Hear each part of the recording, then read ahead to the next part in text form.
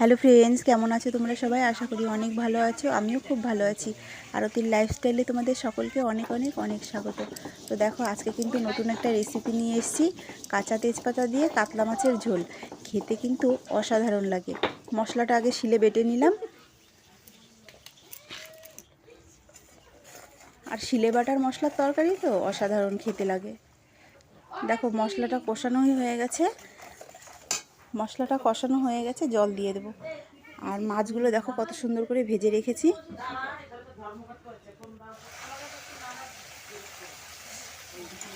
মশলা থেকে তেলটা ছেড়ে দিলে তারপরে জল দিয়ে দেবো।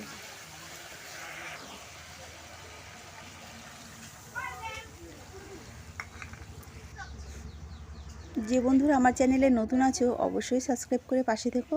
আর আমার রেসিপিগুলো কেমন লাগে জানিও কিন্তু কমেন্ট বক্সে। তোমাদের ভালোবাসা পেলেই আমি নতুন নতুন ভিডিও দিতে আমারও ভালো লাগবে। তোমাদের জন্য নতুন ভিডিও আমারও করতেও ভালো লাগবে।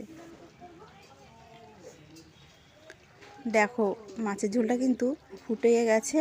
আর এখনই গরম মশলাটা দিয়ে আমি নামিয়ে নেব। খুব বেশি ঝোল আমি করব না। গরম ভাতে খেতে কিন্তু সত্যিই অসাধারণ। এবার আমি দিয়ে দেবো সানরাইসের গরম মশলা।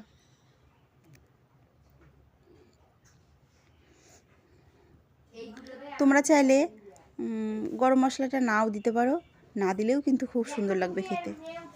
ওয়াও, কত সুন্দর লাগছে দেখতে, আর খেতেও কিন্তু ঠিক ততটাই সুন্দর লাগবে। তো আজকে আমার কাতলা মাছের রেসিপিটা কেমন লাগলো জানিয়ে কিন্তু কমেন্টে। আর ভিডিওটা ভালো লাগলে লাইক শেয়ার করে দিও।